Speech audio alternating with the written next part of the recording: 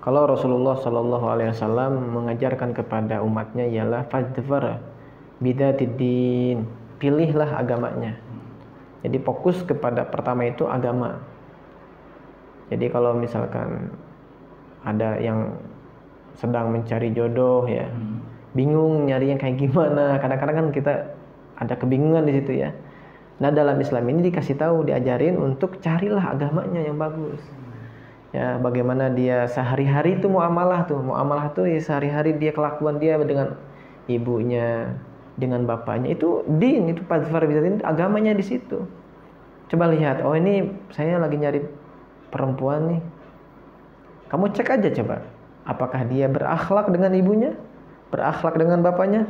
Kalau sudah berakhlak dengan bapaknya, dengan ibunya, udah bagus itu. Bagus itu. Calon yang insya Allah kedepannya bagus. Tapi kalau sama orang tuanya saja sering ngeyel-ngeyelan, sering kabur-kaburan di rumahnya, nah ini pertanda tidak baik ya. Dalam agamanya dia tidak baik ya. Malam-malam sering hilang gitu, ibunya sampai nangis-nangis, anaknya pergi kemana. Nah ini menandakan ini anak kurang baik seperti itu. Jadi fadfar bidzatid-din, cari ada agamanya yang bagus. Sholatnya tertib, sholat 5 waktu tertib. Itu gimana caranya? Ya caranya tanyakan kepada tetangganya. Jadi kita bikin pantauan gitu, cari dengan orang-orang yang ada di sekitar situ, kita tanya bagaimana akhlaknya dia kepada orang tuanya, kepada seorang orang sekitar bagaimana. Tanya di situ. Bukan nanya langsung ke orangnya. Kalau nanya ke orangnya mah ya saya orang baik.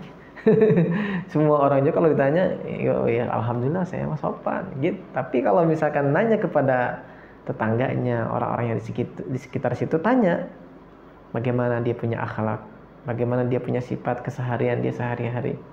Seperti itu. Cari agamanya yang bagus, kemudian silahkan cari penampilannya, kecantikannya, ya, kekayaannya, silahkan. Tapi utamakan itu. Utamakan apa? Agamanya. Karena kalau agamanya bagus, nanti apa? Enak dalam rumah tangga. Apalagi dia sudah paham. Ya ini perempuannya ini udah paham tentang ilmu ya. Dia bisa wudu, bisa sholat. Jadi suami nggak terlalu capek untuk apa? Mengajarkan wudu, mengajarkan sholat, dan mengajarkan hal-hal yang lain. Apalagi kalau misalkan punya istri udah bisa baca Quran lancar. Udah enak udah. Jadi suami nggak begitu berat untuk mengajarkan istrinya membaca Al-Quran. Apalagi istrinya udah paham ilmu haid.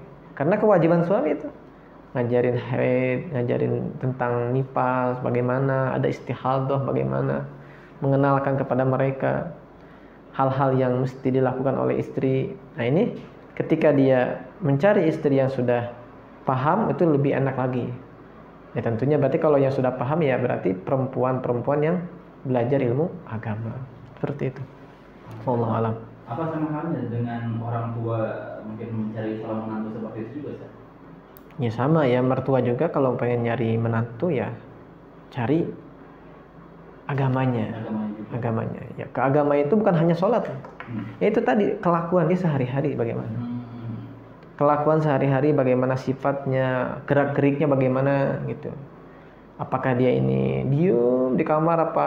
Ya cari, lihat, nanti bisa ketemu kok. Cari yang bagus, yang berakhlak, mulia. Utamakan yang dia itu menghormat atau dia menghargai kedua orang tua, seperti itu.